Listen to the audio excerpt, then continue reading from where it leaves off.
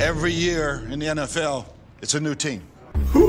As far as goals go, we have one. Putting a ring on our finger. Welcome to the Buccaneers Observer Podcast. This is Ralph Phillips. I'm Molly Bay. It is October 15th, 2022, the day before we beat up on the Steelers. Oh my gosh. We're going to stomp them in the ground. Oh, spoiler alert. We're getting ready to do a preview. I don't want you to know all my thoughts on it yet. Those are all the thoughts. Those are all the thoughts right there. It's going to be interesting. You know, we got Larry Foote. He used to be joined in the Steelers team. Was it Randall L. too? Antoine Randall L. Yep. He was a quarterback for him for back in the day. Back in the Or no, day. was he a quarterback or a wide receiver? I think wide receiver. I think he was a hybrid quarterback wide receiver. Really? Yeah. I think so. We're gonna have to fact check that. Yeah, we are. There we go. Now we got another already. Fact check. Speaking of fact checks and follow-ups. All right, we talked about the rule change about the end zone going, the goal line wrapping around the earth. And, you know, it was a big thing. John Madden used to talk about it all the time. So it didn't matter if you went out of bounds as long as you crossed the goal line that wrapped around the earth. Well, that rule was changed approximately 2005. Oh my God, Ralph. I know. I couldn't nail down the date or the year, but it was approximately in that area. And it was due to Warrick Dunn, believe it or not. Warrick Dunn scored a touchdown. He went out of bounds, or he was in the air and landed out of bounds, but his toe hit the pylon as he was flying through the air, so they ruled it a touchdown. I mean, he was stretched all the way out of bounds, but because his toe touched the pylon, they ruled it a touchdown. At least I think it touched. It might have went over top of the pylon. They ruled it a touchdown. Anyhow, everybody went up, got in the arms over it. This was back when he played with the Atlanta Falcons. And so they changed the rule, and now you have to touch inbounds inside the pylon. The ball has to cross inside the pylon. Now, if you touch inbounds and the ball is outside the pylon, as soon as you touch inbounds across the goal, then the goal line extends indefinitely around the world. So that's why you can catch the ball, be in bounds, and the ball's out of bounds, and it's still a touchdown. Yeah, those wide receivers with their twinkle toe catches. Right. They count. Yes. Okay. That makes sense, I guess. I still disagree with that call. I think it should have been a touchdown. Mike Evans in our game. Yeah, well, there just wasn't a definitive angle to see if it. And I mean, it looked obvious to everybody watching it that he went over top of the pylon, but there wasn't a definitive angle. So there you go. We made the touchdown on the next play, right? Right. Yeah. We ran it in. So no big deal. No big dealy there. All right, another follow-up was we asked what was the Steelers stadium name, because it's not Heinz Field anymore. They moved away from Three Rivers Stadium years ago. So we found out that they changed the name of their stadium in July of this year. The new name of their home field is Acrisure, Acrisure Stadium. Is that the health system there? Probably. Some new drug or something. Yeah. Pharmaceutical. I don't like them selling the naming rights to the stadium, because you get like Bank of America Stadium, Mercedes-Benz Stadium, Raymond James Stadium. It's all these mega. I don't know. It's just.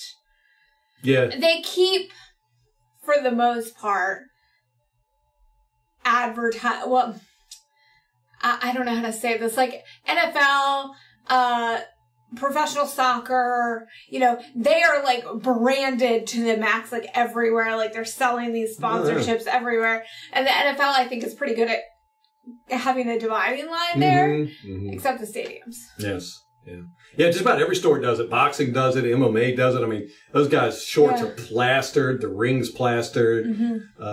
NASCAR, good Lord. That's all everywhere. It is. Yeah. So the NFL has done a very good job, I think, of keeping it off the field anyhow. Yeah. But now the whole field is... I know. Never done. But, we did a fact-check follow-up on that a couple of years ago about when that all started happening. And it was actually Wrigley Field in baseball. Oh. It was like the first one, Wrigley chewing gum. And it's kind of been a thing, but not that big. But I think it was around 2000, mid-2000s when it really slammed home in the NFL. They were getting these like $110 million for 15 years. And that's what this stadium name is, a Creature. It's a 15-year naming rights deal, ending the 21-year run as Heinz Field. Yeah, and see, like a Wrigley Field, a Heinz Field, I don't really take an issue with because those are kind of legacy names. Used to them, right? Yeah, you're kind of used to them, but then they get all these corporate sponsorships that, I don't deal well with change. So maybe that's it. Right. So that's probably exactly what it is. You're like, I don't mind Wrigley Field or Heinz Field because I'm used to that. Yeah. I'll make exceptions. Yes. It's nice of me, right? It's very nice of you. All right. Let's get into, I want to cover, before we get to the Pittsburgh Steelers preview, I want to get to cover the all 22 of the Atlanta game week 5. Now, I went through, did the whole game. I think it's the first time this year. No, the Kansas City Chiefs I did. It was the first time this year that I didn't, that I went all the way through and I wasn't like focused on penalties. Which, surprisingly, the Buccaneers had 5 uncalled penalties and the Falcons had 8 uncalled penalties. But 3 of them were that hands to the face where the offensive linemen are just smacking our defensive line in the helmet. Technically it's penalty, but they rarely call it. They usually only call it if it's sustained, but we had 2 of them were quite sustained. One, Shaq Barrett got lifted up off the ground by his helmet by their right tackle. The right tackle didn't have any other hands on him, but hit him in the side of the head and picked him up off the ground with his helmet. So that definitely should have been hands to the face. You can't do that. That's it. So, we were surprisingly, it was very few uncalled penalties. The refs still screwed up, with the big defensive pass interference on Scotty Miller. Now, I went back and I looked at the first deep defensive pass interference that they should have called. And I was kind of iffy on that one. I was like, I get where they didn't call it because the guy did jump in the air and turn around. He didn't hit Miller before he turned around. Yeah. So I agree with that. And during the game, I thought it should have been called during the game, but... like the letter of they kind of give these defensive backs an out by, if you just turn your head, you're fine. And so he did that. It was still a pass interference, but they do usually have that little loophole. Yes. And he adhered to it. So. Right. And he tried to do it the second time, but unfortunately he didn't time it right. And he slammed right into Miller. He did turn around right at the end. Miller ended up catching the ball, but it was out of bounds because he got slammed by that guy. But that definitely should have been pass interference. But overall, it was a very clean game. The Buccaneers did have some penalties that should have been called, but they weren't. 5 of them. A couple of them were, I wouldn't say game-changing, but they were crucial plays. Especially with some of our big runs. We had some holding there. But anyhow, like I said, relatively clean game. They did find Tom Brady. Yeah, that's right. For that Grady Jarrett. I didn't even notice that he tried to kick him. So the NFL fined Tom Brady $11,000 for trying to kick Grady Jarrett on that play. And it's like they were just trying to make up for the stupid call. The non-DPI call? Yeah, no, the roughing the passer call. So then they went back and fined Brady instead. Yeah. Well, everybody's upset because they think that the refs are being too gentle on the quarterbacks and calling these defensive roughing the passer calls, and they're game-changing. But like I said, if the refs would have done right in our game, that play wouldn't have mattered at all because we would have been down in field goal range with that defensive pass interference call against Scotty Miller that wasn't called. So that would have been a totally game-changing call that they missed right there. So, I don't really want to hear Atlanta fans complain about it. I know. I don't like it. You know how I feel about the NFL getting way too soft. And that was a legitimate grievance they had because that should not have been a penalty. And the same thing with the Chiefs Raiders game. That totally swung that game. But, it happens all the time, every week. And I try to point it out in our games when it's, BS calls or non-BS calls. And it happens all the time. It just happened to happen on 2 games that were crucial plays that everybody saw back to back. Sunday night and then Monday night. And the NFL is infamous for taking plays like that and just blowing them up. It's the NFL media. They do it. So if they see, 2 plays, there's 16 games a week. Right. How many plays? And they can just nitpick, create a narrative, and then boom, we get rule changes and people fired or whatever. Right. Yeah, that's what happened with the Tua stuff. Yeah. The media had a conniption about, he was stumbling, and now anytime you stumble on the field, they're going to take you off. Unless you're Justin Fields. He was getting beat up so bad. What was that, Thursday night? Yeah. And, he was just, I thought they were going to pull him from the game because he got up quite a few times very, very slowly. And it was a little wobbly. I was surprised they didn't because of all the kerfuffle everybody has made. Well, I think it seems like it's just impacting the Dolphins so far. Because they pulled Teddy Bridgewater out. Nobody else. Are they angry at the Dolphins over the whole... Oh, that's probably it. Yeah. And they're under scrutiny. Yeah. Just like the commies. Yes. The Commanders. Yep. Or the football team or the Redskins, whatever you want to call it. Please let Dan Snyder release those whatever dozers he's got on every... let's just put it out there. Yeah, put it out there. Put it out there. Since it's just one side of the story being told. That'd be funny. Okay. Anyway. Back to the Atlanta game. Winfield Jr., game ball on defense. He did great. He was all over the place. That's a great play. You even saw him on the broadcast. Which, when you're seeing defensive backs on the broadcast, they're kind of making an impact. Yes. Or getting burned a lot. Yep. It could go either way. We don't want that one. Which, Winfield's being used very, very good in the sense that, they're not keeping him back in a deep safety position, which we played quite a bit, cover 1, man coverage. But then we had Edwards back there in deep safety position. But we've been using Winfield and our safeties in the nickel position and the dimes, using them a lot more than we're using our cornerbacks.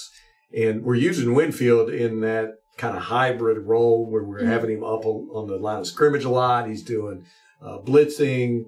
He's doing run support, all that good stuff. And he's just very good. That's what you want. It's kind of the way we use Levante David when he first came here. He's just such a talented player that you want to use him in everything. He's just a hybrid player. So we're doing that with Winfield this year, and it's smart because he's good at everything. He's good at coverage. He's good at tackling. He's good at reading plays. He's good at block avoidance, shed blocks, all that good stuff. He's a steal. He was a steal. He doesn't get talked about enough. I know. Yeah. 97, Grady Jarrett. He just beat up our guys. He beat up everybody in our interior offensive line. He just went and took turns. He did. Nobody could really handle him. Towards the end of the game, he was getting a little tired, it seemed like. But, again, he still made that sack play. But he really beat up on Godwin. Godwin just could not handle him. I think that they need to shift Hainsey to help Godwin more. Hainsey will decide whether he wants to help Mason or Godwin, and a lot of times he'll pick Mason when he should pick Godwin.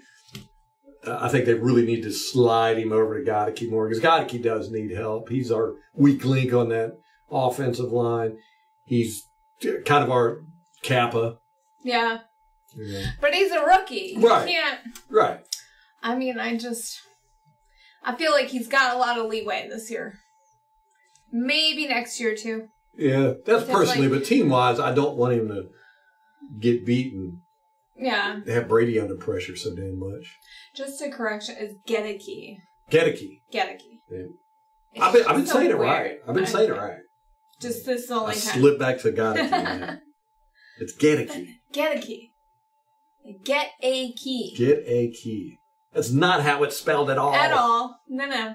Not at all. Aaron. Mm-hmm. Okay. 76, Donovan Smith. He was wearing a right arm brace during this game. Oh, for that hyperextended elbow. Yeah. Huh. Yeah. Okay. Which I didn't clearly not 100% maybe? Well. Or. He was 100% in this game. Man, he destroyed number 9. What's the guy's name? Lorenzo Carter. Oh, man, he manhandled him. Lorenzo Carter did beat him one time on a Fournette run. Carter got to the tackled him for a 2-yard gain. But other than that, Donovan Smith there was 3 plays where he just crushed Lorenzo. It's just stuff you just love to see offensive linemen. One time he grabbed number 9 by the throat. Oh my God. Picked him up off the ground and body slammed him. It was beautiful. I kept watching that play. I rewound it.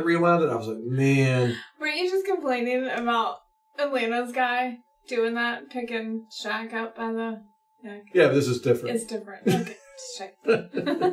He didn't grab me by the helmet. That's what Donovan Smith grabbed him by the throat. Okay. You could do that. That's better. I guess. It looked quite violent, though, so they probably would have thrown a flag if they would have seen it. Yeah. Another time he picked 9 up, grabbed hold of him, and threw him into the guy that Gedeke was blocking and took them both down. It was like he was bowling. It was funny. You know, he did do that bowling league. No, right? Yeah, so he's out there. Defensive lineman bowling. Yeah. Another time, 9, Lorenzo tried to speed rush to the outside, and Donovan timed it perfectly, waited till he got at the apex of his angle, and then crushed him like an accordion. Just grabbed him from the top and pushed down on him, and that guy collapsed, and then Donovan fell on top of him. I don't know how that guy survived that one. Mm. But Donovan definitely abused that guy. Well, I think in like the third quarter, there was a fight, and the broadcast wouldn't show it. But you knew at the end, they ended up going to Donovan, and he's all like sweaty and red, and he looked mad. Yeah, it was probably number 9 getting frustrated with him because he couldn't get past Donovan at all. And it's you want to see that, especially in these division games. It's like Burns, Brian Burns from Carolina. Donovan the guy is good. Donovan matches up with him really well, and Burns just can't get. Donovan dominates Burns. What is the type of defensive lineman that Donovan does really well against? These smaller guys. Kind of like a type. Right? Yeah, it seems like these smaller guys, they're fast, but they're smaller. Mm-hmm. And Donovan has a hard time with the bigger, taller guys. Okay.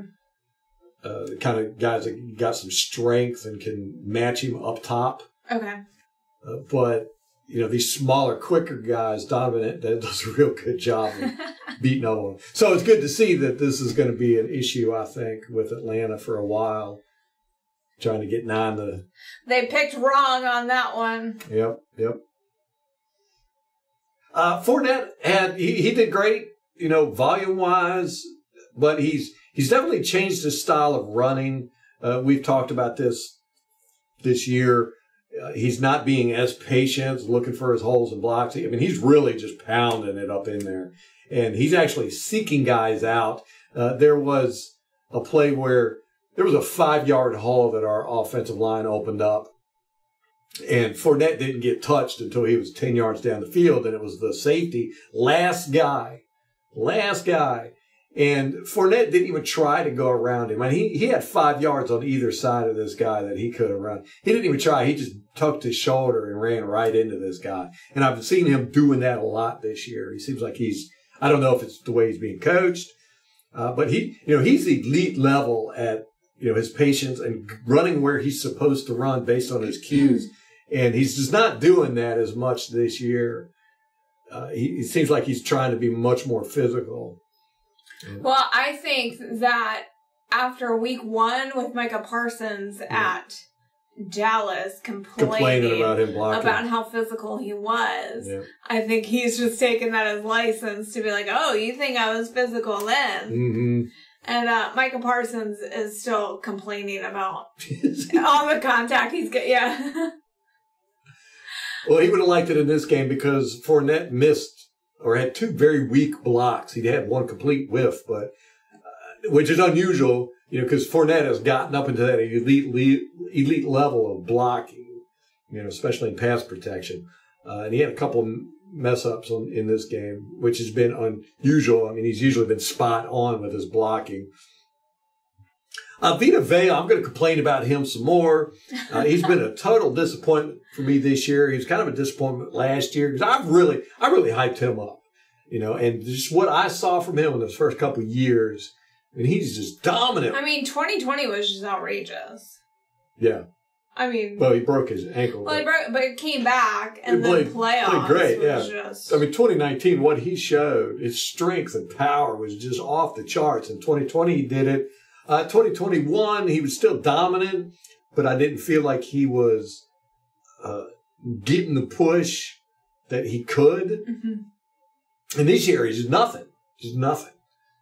Just very rarely is he dominating. Now, he is getting a lot more double teams because of Sue not being there. Mm-hmm. But even when he is being single teamed, he's just not being as strong. It's really the lack of strength that I'm seeing. And so I kind of have a theory, perhaps, that the same way that Tom Brady can come into a building and he just elevates everybody, everybody gets better. Mm-hmm. Because Tom Brady's there, because his standard, the bar is so high. Right. And I think Sue brings that to the defensive line of the defense as a whole. And so you really miss that. And some people, and you see this with, players who might excel in college and then they get to the NFL and they just don't do anything. And one of the reasons is the coaching in college is so much different. In college, they're way more hands-on with you. That you have expectations with academics. They're very, and this is the reason a lot of college coaches don't make it in the NFL.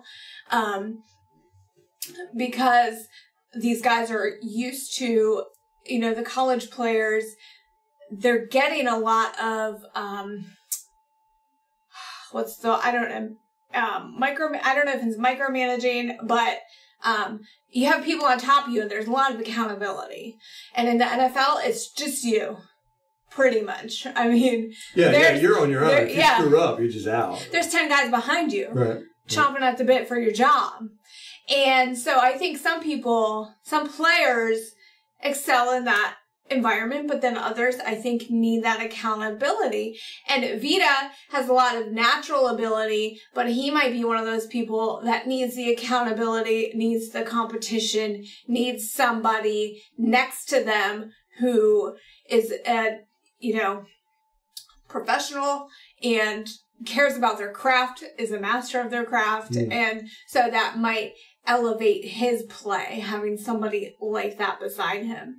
And, I really think that we miss that with Sue. It's an interesting point. He had Gerald McCoy when he first came in, the first year he came in the league. And he was very dominant when McCoy was there. With Sue, now there is a big factor, like I said, that the Vita is definitely getting double teamed a lot more because Sue's not there and offensive lines can focus on Vita. But I think you're spot on. He doesn't have the competition now. He's the big dog in the house, and he doesn't have Sue who can make a play or challenge him strength-wise. He doesn't have that anymore. You know, Golston, Nacho, Logan, you know, those guys are no match for Vita strength-wise. And Akeem Hicks can't get on the damn field. Right.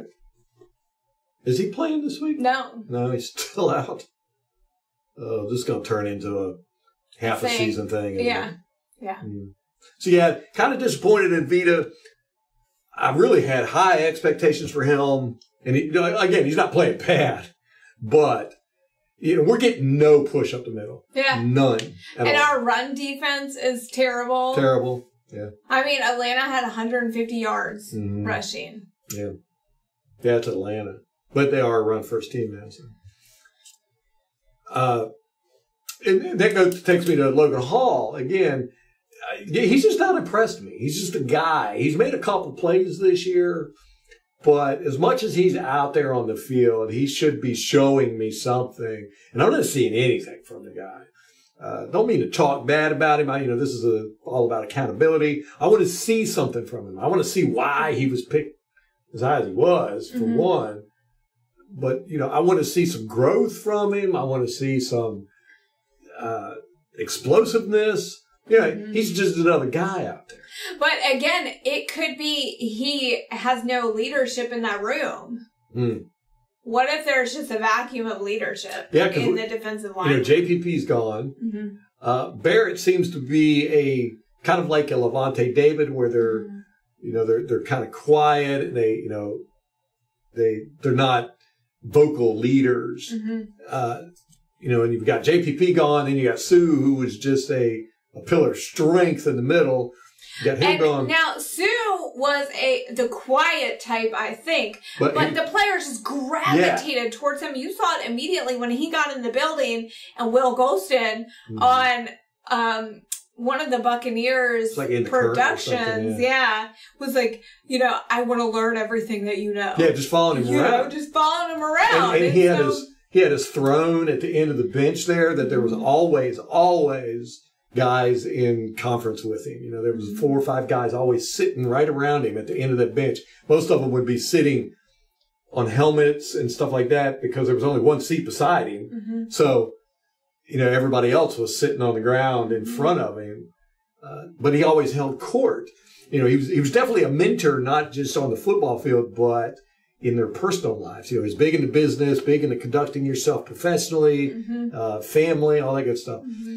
And we're lacking that. I don't know how much it's affecting the team. I think quite a bit. But we're definitely not getting that push up the middle. They talked about we wanted more speed up the middle, and we're not getting it. Yeah. I mean, there's no pressure coming up the middle. There's no speed and there's no push. Yeah. Right. So, Hall and Vita, I want to see something from you guys. That's the takeaway from week 5. We played a good game. They played a pretty good game. Division games are always tough. Always tough. You never know what you're going to get because, they did come out trying to throw on us. Yeah. It shocked everybody. And, they had some pretty decent success throwing it, but, they did go back to the run game and they had success on that. It's actually what brought them within striking distance of it. They had like 3 runs of 20-plus yards in the fourth quarter. Well, I think at that point, too, we had kind of taken our foot off the gas. Oh, yeah, definitely. You can see it with the defense and the offense. Yeah. We had 3 and outs back-to-back in the fourth quarter offensively, and then our defense was out there allowing, these big run plays. And they were definitely not being as aggressive. I mean, they were down 21-zip. I know. So, we're like, yeah, we could give them a couple touchdowns. We're not here trying to get hurt. So. Yeah. So I think, the way that Atlanta's heading, even with Mariota, I think they're going to be a pretty decent team. Probably by the end of the year, I don't think they're going to have a winning record, but they'll be close. Okay. But they'll be showing improvement.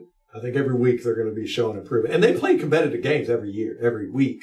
Yeah. So I mean, they almost came back against the Rams. Yeah. I think that's kind of been their MO, is they get down real far and then they start coming back. Yeah.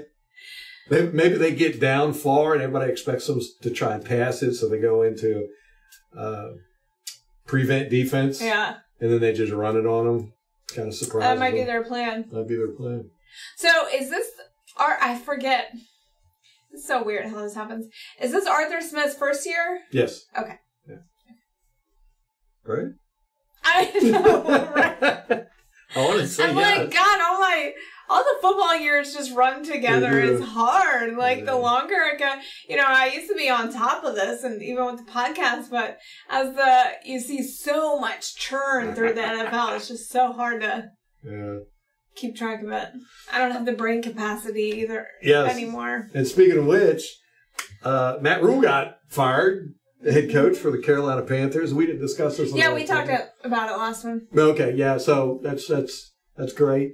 And then I don't know if it's as a coincidence or whatever, but Baker Mayfield is hurt. Yeah. And he's going to be the backup quarterback. That doesn't make sense. Yeah, it's very strange. So P.J. Walker's going to be playing. Oh, P.J. Walker. So hopefully we'll... It's not Sam Darnold? No, I don't know what's going on. I know. Weird. He's that bad, I think. He's that bad, yeah. He wants out of Carolina, I think everyone does. We're going to see this week. Yes. So we play them, is it next week? I think next week. Yeah. I wish we played them this week, man. I really do. I know. No, we're not that lucky. Let's see. They play... Oops. That was our game, right?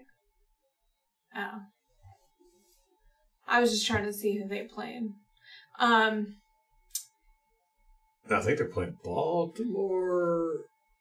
Oh, the Rams. The Rams. Oh, gosh. Whew. Well, that's an easy win for the Rams. I know that'll pad their record because they're 2-3. Yeah, and then next week we play them. 1:00 game. Yeah, I don't care if we play Baker Mayfield, P.J. Walker, or Sam Darnold. I know. I'll take all three of them. They can put them all three on the field at the same time. I know. We're going to beat the mess out of those guys. It's a curb stomp coming. Yep. All right. Speaking of which, yes. Pittsburgh Steelers. Oh, no. This could be a trap game. We do struggle with this type of quarterback. Yes. Well, the new quarterbacks. It'll be his second game starting. Yep. Kenny Pickett. Yep. He played against the Bills last week. That was his first game. Now they scored. The score was 38-3. It was 31-3 going into halftime. The Steelers just could not stop the big plays, and the Bills were killing them with it. And the runs, passes. Yeah, all of it. All of it. Everything. They just couldn't stop the big plays. And there were a lot of struggles on special teams on both sides of the ball. Yeah, the first kick of the opening kick, the Bills fumble on the 1 yard line, and the Steelers tackled them. So they started off on the 2. Buffalo did. But then it was 3rd and 10. They popped off a 98-yard pass and catch. Yeah. For a touchdown. Now, how do you do that? That's just complete dysfunction on defense. Just ridiculous. But then the Bills kick off, and the Steelers fumble it, and recovered by the Bills on the Steelers' 21. But then, didn't they hold him to a field goal, or they missed? It was blocked. Yeah. Oh yeah, the field goal was blocked immediately. Well, it was really windy. This was at Bills. Yeah. The Bills tried a 49-yard field goal, and it was blocked by the Steelers. But it was a really bad kick. I mean, I don't know if it was blocked as so much as it hit somebody in the face. It's so awful. Yeah. So Kenny Pickett got his first official start. He played the week before after they pulled Trubisky and benched him. And Pickett is going to be the official starter from here on out. And, he seems pretty decent. I liked him. He's got good patience. He's a pocket passer. He's kind of like Josh Allen in the sense that he can run and he will run if you give him the opportunity, but he's not a run-first quarterback. He's got a lot of patience in the pocket. He doesn't get happy feet. He seems to read the field pretty well. He's not scared to throw into coverage. Now, some of his issues are he doesn't have a great arm. He's accurate, but the ball is very, very slow. The ball doesn't go where he thinks it's going to go. He's accurate, but he's thrown to the wrong spot. No, I would disagree that he's accurate. Well, relatively accurate. You know, he's inconsistently accurate, I would say. Maybe is okay, we'll go with that. The most charitable interpretation of it. In accuracy on a scale of 1 to 10, I'd give him a 7. You think a 6? I just think you're being too generous. I don't know. I mean, it was one game, but I had a hard time telling if it was him or his receivers, too. Yes, right. Yeah, no, his receivers did not help him at all in that game. No. I mean, they were dropping passes. They were running bad routes. There's the one, Pickens, who he seemed to favor a lot. They were both drafted last year, rounds 1 and 2. So they probably got some bonding time. And so Pickens, he seemed to favor, in my opinion, and did pretty well with him. But I'll have to make a note of that on my fantasy football. See if Pickens is available. But I think in general, you know, I don't know. He's got a ways to go, I think. And it might just be repetition. Well, I agree with you. One of the things is it seems like his arm strength is not top notch. Yeah, no, he definitely favored these shorter passes. Yes, and those passes were not strong. Yeah, you know they had an arc to them, and he lobbed a lot of them. Well, and you got to figure, was the wind a factor? I don't know. It could have been because it was very windy. He just didn't seem like he threw with strength. Yeah. Now he was decisive. You know, to me, to be, you know, his first start, I thought he did a really good job of reading the field, not getting spooked, running out of the pocket. Agree. And making decisions. Yes. You know, so. Agree. He's got a lot of fundamentals that are good. I don't want to be misinterpreted. Like, I think he's got a lot of promise. Yeah. I would just say, I don't think he's the most accurate. Right. Is what I would say. Yeah. But he did impress me. It didn't.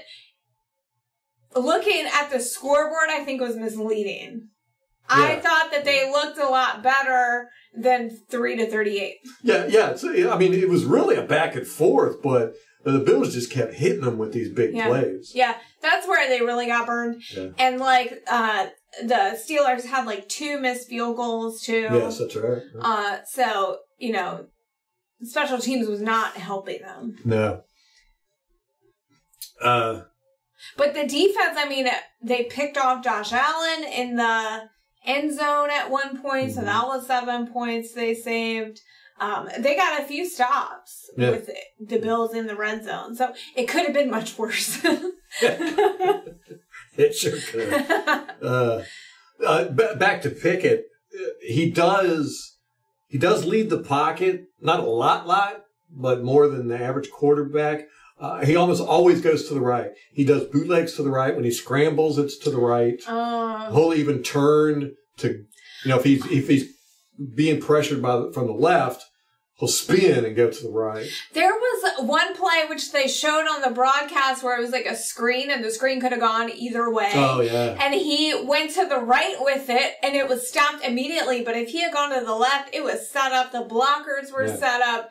I mean, and that was a poor decision on his part. So it seems like he does favor that right side of the field. Which is something you get a lot with young quarterbacks is because, you're right-handed. It's natural to go to the right. It's natural to throw to the right. It's natural.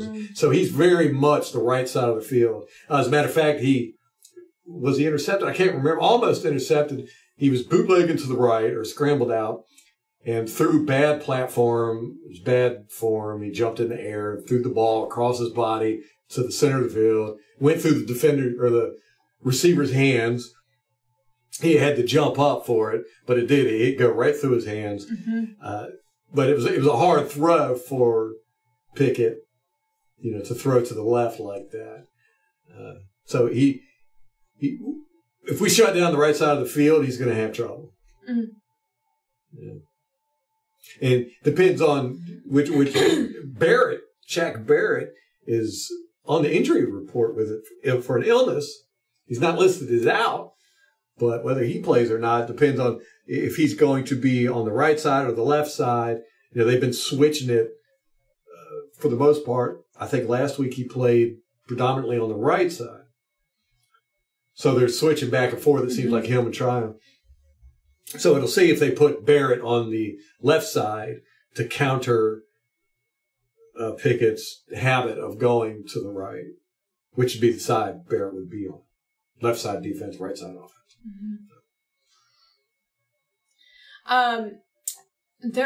Pittsburgh's run game was not very successful last week, 54 yards. They have Najee Harris, who's been there a while. And then they have this other guy. Was it Jalen Warren? Number 30. You liked him. Number 30. I liked him, but they put him in later in the game. He's kind of a short, stout guy. He's bigger. But he seemed to be having some luck. He averaged a 4.8 yards a carry. Yeah, compared to Harris's 1.8. Yeah. So, I liked him. Yeah, you liked him because he was aggressive and strong. I mean, he would just plow. Yeah, he was running through tackles. And so, we got to watch him. I don't know if they put him in towards the end of the game when they were already losing. So, if Najee Harris is still the bell cow. But if Warren was just there because they were so far back. It's hard to say. The Steelers are going to be without their entire secondary. Yeah, we are going to be playing up against a very weak Steelers secondary, which, the Bills just torched them. That secondary just got slaughtered. They were the starters. Right. I can see why they're out. It was probably their pride. Their ego they broke the ego. Minka Fitzpatrick, he's out with a knee injury. Levi Wallace with a concussion. Cameron Sutton with a hamstring. Akello Witherspoon with a hamstring. So, did you say Minka Fitzpatrick? Yes. Yeah. So Pat Freiermuth, their tight end, their starting tight end, he's going to be out. Oh. Golly day. So, I don't think anybody wants to play us. Yeah. I can't blame them. Can't blame them. After that Bills fiasco, they're like, well, I can't handle the humiliation anymore. We got to rest. And, of course, B.A. and Mike Tomlin have some history. That's right. B.A. was with the Steelers for a long time. Got fired by Mike Tomlin, the only time he's ever been fired. Mm-hmm. Or I don't know if that's true, but in the NFL. Yeah. And he took that very personally. Yeah, and because he's very loyal to his staff, Bruce Arians is, and he has adamantly said, and this has been true his whole career, that he will never fire a coach. If he's not working out, he'll move him to a different position, but he will never fire him.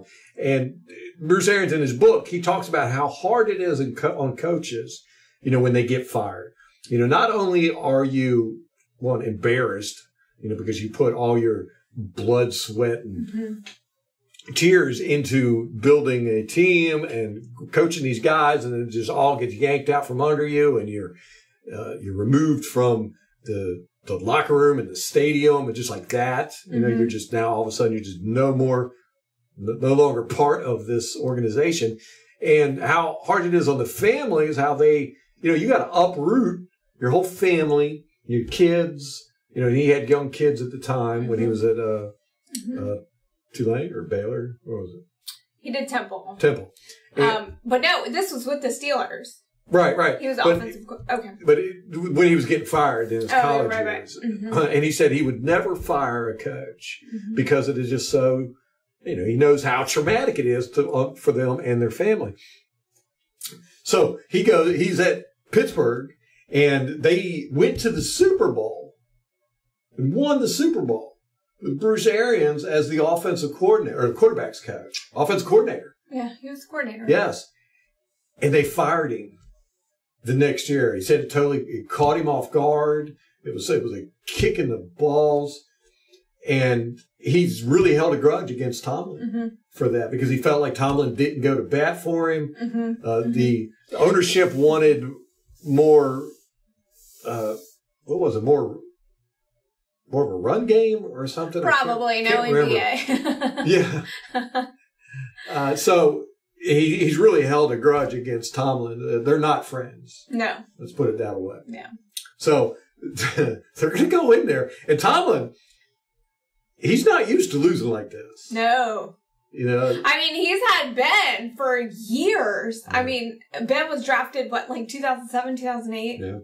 So 15 years. And so it's a hard, and it's like teams like New England too, who have had these dynasty quarterbacks, dynasty teams. Now they're finding out how hard it is to get a good quarterback. Right. Unless you're the Green Bay Packers, of course. Ugh. Jerks. Well, just wait till Aaron Rodgers isn't there. Then That's we'll what know. I said when Brett Favre was retired. So, yeah, the Tomlin, there's going to be a grudge. He knows that Arians has spoken out publicly about his dislike of Tomlin and the way all that was handled. So there's that grudge at the administrative level. And then Tomlin he's not on the hot seat. I mean, this is Pittsburgh. They don't fire coaches. No, I don't think so either. No.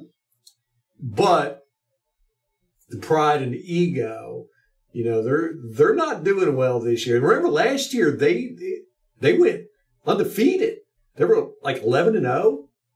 I think it was 9-0. I think they were 9-0. Yeah, they were deep into the season before they lost a game, and then they accidentally backed into the playoffs. I know, they lost a bunch of games right in a row after that 9-0. Because I think they finished at 9-7 or something. Yeah, Ben Roethlisberger announced his retirement during the season, and when they made it to the playoffs, he looked so despondent. He was just like, "Are you shitting He was me?" shocked. He was ready for this to be his last game, done. and they just backed right in. And then they just didn't even try in the playoffs. Yeah. But that division is so competitive, and I think it's impossible for them to not to try or care. You get teams where it's rebuild mode or whatever. No, that's not. And it'll never be the Steelers because you can't in that division. I think it's too hard with that. Again, it's a kind of a form of accountability when you have that much of a rival with the whole division is like that. The Browns, the Bengals, and the Ravens. I'd say their main rivalry is with the Ravens, but they hate it. Everyone else hates them too. They all hate each other. So, it's impossible for them to just kind of tank or not care or not try to win games. The Steelers fan base wouldn't let them. I mean, the Steelers fan base has enjoyed decades of great football, of competitive football. I mean, they'll have a down year every now and then and all that. But, the Steelers fan base expects their team to be competitive every year. So, Tomlin's this ain't going to be an easy game. No. He's going to come up with some stuff to try and, make this a competitive game. I don't know if he's going to be able to be honest with you. I don't think so. I think they just got too much. There's too much turmoil. There's too much stuff going on. The young quarterback, the unstable wide receiver core. I would definitely say their wide receiver core below average. You had Tony Romo was actually on the broadcast talking about Chase Claypool, how he's not a quarterback friendly receiver, which I don't know how you do that and keep a job in the NFL. Right. You know what I mean? Yeah. But Their wide receiver core, I think, is not strong. Pittsburgh loves their tight ends. And, you said Freiermuth is out, their starter. They had a couple of backups in the Buffalo game, and they were kind of, not great. Mm-hmm. So if you can't rely on your receivers, you don't have tight ends to back up the receiver, the weakness with the receiving core. And then your run game is not taken off. You have no offense. Right. Like, what the hell are you supposed to do with that? Right, yeah, and half your defense is out, injured too. Mm-hmm. So they're going to be counting on a lot of bad luck on the Buccaneers side. I agree. Which, anything can happen. I know. But absolutely. And we do have a history of getting burned by these young quarterbacks. Yeah. So, it's the old Buccaneers, but again, that kind of culture in the... hard to... Yeah, it's hard to shake sometimes. So, we will see. I'm optimistic. You're optimistic. We are playing at Pittsburgh. Now, last week, they played at Buffalo, which is a very hard place to play in general. Right. Because the Bills Mafia, they come out, they show up. And Pittsburgh's a hard place. Very loud. Yeah. It was very windy there last week, so they did struggle.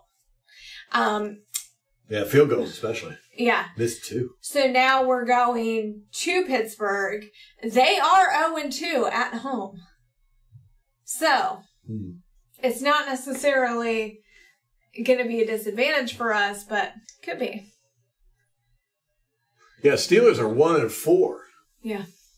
So they're looking for a game. I don't know. Honestly, I don't know how they can get it from us. Tomlin's going to come up with some stuff. He's going to come up with something that he's going to try. Mm-hmm. They're just not going to go out there and lay up a duck and call it a day. And you got to figure Pickett has had another week of practice, a week in the offense, a week of game planning, working with his receivers. So that could benefit him. We might see an improvement overall than we saw in the first week. Well, hopefully our defense will step up and make him wish he had never been drafted. Well, and I think our defense has to be very opportunistic. Looking for those mistakes, looking for inerrant passes. Their goal is 30 turnovers, 30 interceptions. Was it interceptions or turnovers? I think it was turnovers. Okay. So, I think that they need to be hyper aware. Didn't get any last week. No. And, we've got Mike Edwards is on the injury report for the Bucs. SMB's out. Mike Edwards is questionable. SMB is out. Akeem Hicks. Yeah, SMB's got a quad injury. Logan Ryan, he's out with a foot injury. And Shaq Barrett, like you said, with an illness. So, people got to step up on the defense. Devin White, here's your opportunity, which he is. He's an opportunistic player. Yeah. So we shall see. Yeah, I'm excited about it. Steel's got a big fan base. Mm-hmm. This is a 1:00 game, which makes me happy. Mm-hmm. I think we only got a few of those this year, right? Yep. So, we get to show off our stuff and probably get some highlight plays. I think Evans and Godwin are going to have good games. Yeah. Kate Otten he really showed up last week. I'm excited about him. I'm going Mike Evans, and here's why. The Steelers struggled against number 13 deep against the Buffalo Bills. So I'm going to say they have trouble with the number 13. Yes. And I think number 10 gave them a hard time too. So Scotty Miller. It's the numbers, man. It's the numbers. That's what matters. I don't know if Julio Jones is going to play or not. He's doubtful. So probably not. Looks like we're saving him till the end of the year for our playoff. That's how I would prefer it. Yeah. Like, don't. Yeah. We got Chris Godwin's back. We're good. Yeah. As long as we can keep one of our studs on the field, Mike Evans or Chris Godwin or Julio Jones, we're good. We got 2 now. So, all right, Molly, what do you think? Give us your score prediction. I think I think they are gonna turn it around a little bit and be able to put a little more points on the board than they did with the Bills. I'll give them 13, the Steelers, but I think the Bucs. I think Mike Evans is gonna have a day, and Chris Godwin, both of them. I'm going to go 31. Oh, man, that's exactly what I was going to say. Really? Now I got to adjust You shouldn't let me pick first. I know. I'm going to do 28-10. Although I think we're going to break 30. We haven't broken 30 so far this year. Yeah. Yeah. Remember last year we were doing it on the regular? I think we were averaging 32 points a game at this point last year. No more. All right, so Molly's got 31-13, and Ralph is saying 28-10. Both of us are picking the Buccaneers, of course. Try not to be biased. But, hey. Listen, I think that's... Let me see. We are favored. Yeah, almost double digits. ESPN Analytics matchup predictor. It's 82.5% we're going to win. To Pittsburgh, 17.4. Huh. So is there a 0.1 chance there's going to be a tie? 0.2. Double what you said. 0.2% chance. Oh, tie. Oh, it's right there. Okay. Yeah. I didn't see it there. I was doing the math in my head. Yeah. That's why you shouldn't do math in your head. Yeah, I don't know what the line is, Vegas line on it, but I want to say that it's Steelers +8 or something like that. Wow. Yeah, they're getting some hefty points. They are definitely the underdog in this game. We should be able to run away with this, but anything could happen. And fingers crossed we go out there. If we just go out there and play a relatively mistake-free game, we should have this. Mm-hmm. If we go out and they're lighted up, then they're going to have a bad day. Agree.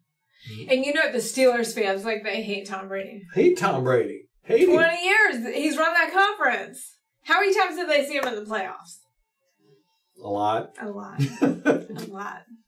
Yeah, he played Ben Roethlisberger in the playoffs quite a bit. Yeah. Mm-hmm. So. All right. Here we go. Big game tomorrow. Move us up into 5-2. What are we? 4-2. 4-2. We're 3-2 currently. All right. We're 2-0 away. The Atlanta Falcons are playing the 49ers. They're going to lose that game. It doesn't matter who Carolina's playing. They're going to lose that game. The Saints are playing Cincinnati. It's at New Orleans. If it was at Cincinnati, I'd probably pick Cincinnati, but Cincinnati's just playing horrible this year. They got the Super Bowl hangover. Mm-hmm. Can't get that offensive line straight. No. Poor Kappa. Both teams are 2-3, so I got to give it to the Saints just because they're at home. Mm-hmm. I agree with that. They've got Andy Dalton starting. Yeah. Taysom Hill at tight end / quarterback / running back / receiver. So Jameis Winston still injured, not going to be playing for a while. What's his injury? The back? Who knows? Yeah, I know. Something. So we should get a game up on Atlanta, and we'll still be a game up on. No, we'll be 2 games up on Atlanta, and probably a game up on New Orleans. New Orleans might move into second place, but that game's iffy. It could go either way. I agree. I think Michael Thomas is out again. So anyhow, we're keeping this division lead through the rest of the year. Mark my words on that, and we're gonna ride it right into the playoffs. Yep. So that's all that matters. Get to the playoffs. That's all that matters. That's it. All right, guys. Anything else? No, that's it. All right. Till next time. Go Bucks.